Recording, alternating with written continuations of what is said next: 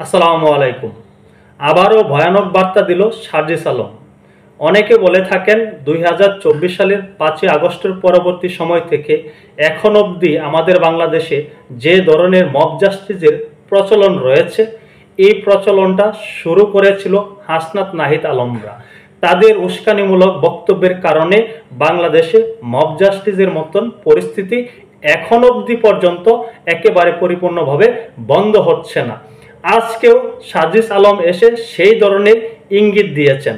তিনি বলছেন আওয়ামী লীগের দোসরদের যেখানে পাওয়া যাবে প্রতিহত করা হবে। এতে কি বোঝা যাচ্ছে? সেই মব জাস্টিসের ইঙ্গিত পাওয়া যাচ্ছে।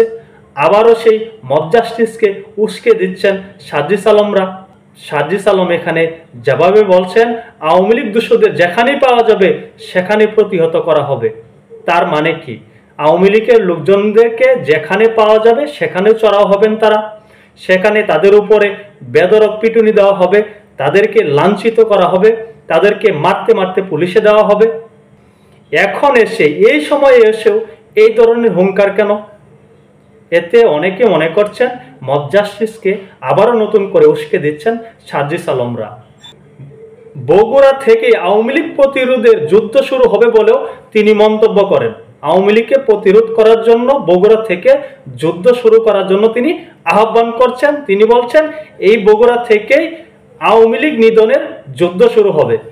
আজ বুধবার বিকেলে আওয়ামী লীগ নিষিদ্ধ ও গণহত্যার বিচার দাবিতে জাতীয় নাগরিক পার্টি এনসিপি বগুড়া জেলা শাখার উদ্যোগে শহরের টিটু মিলনায়তনের প্রাঙ্গণে আয়োজিত বিক্ষোভ মিছিল পূর্ব সমাবেশে প্রধান অতিথির বক্তব্যে তিনি এসব কথা বলেন। বগুড়া গিয়ে তিনি এসব কথা বলেছেন। এই নিয়ে আমার আরো 2-4টি কথা আছে। আজকে আমরা এও দেখেছি সার্জিস আলম উপস্থিত থাকাকালীন সময়ে বগুড়া সেই সমাবেশস্থলে একজন শিক্ষার্থীকে বেধড়ক পিটানো হয়েছে। নিজেরা নিজেদের সাথে ঝগড়া ফ্যাসাদে জড়িয়ে যাচ্ছে, একজন আরেকজনকে পায়ের নিচে ফেলে বেধড়কভাবে অত্যাচার নির্যাতন করছে। এটি কিন্তু তাদের নিজেদের মধ্যেই ঘটছে। এরপর সার্জিস আলম বলেন বগুড়া জেলা আওয়ামী লীগের সাবেক সভাপতি প্রয়াত মমতাজ উদ্দিনের ছেলের নাম উল্লেখ করে সার্জিস আলম বলেন বগুড়া জেলা আওয়ামী লীগের কোষাধ্যক্ষ মাসুদুর রহমান মিলন এই জেলার 100 বছরের ঐতিহ্যবাহী প্যানেল মিউজিয়াম দখল করেছে, জেলা ক্রীড়া সংস্থা দখল করেছে। তার মতো অসংখ্য আওয়ামী লীগ দালাল বগুড়া রয়েছে। এসব দালালদের দ্রুত সময়ে গ্রেপ্তার করতে হবে। সমাবেশে সার্জিস আলম আরো বলেন আওয়ামী শাসনের বিগত 16 বছর বগুড়াকে সর্বাধিক থেকে বঞ্চিত করা হয়েছে।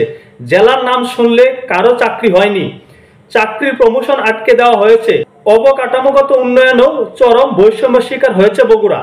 তিনি বলেন বগুড়ার একটি বিমানবন্দর থাকলেও সেটিকে কুকিগত করে রাখা হয়েছে, জনগণের জন্য সেটি উন্মুক্ত করা হয়নি। একটি আধুনিক মানের হাসপাতাল থাকলেও সেটিকে 4র্থ শ্রেণীর হাসপাতালে পরিণত করা হয়েছে।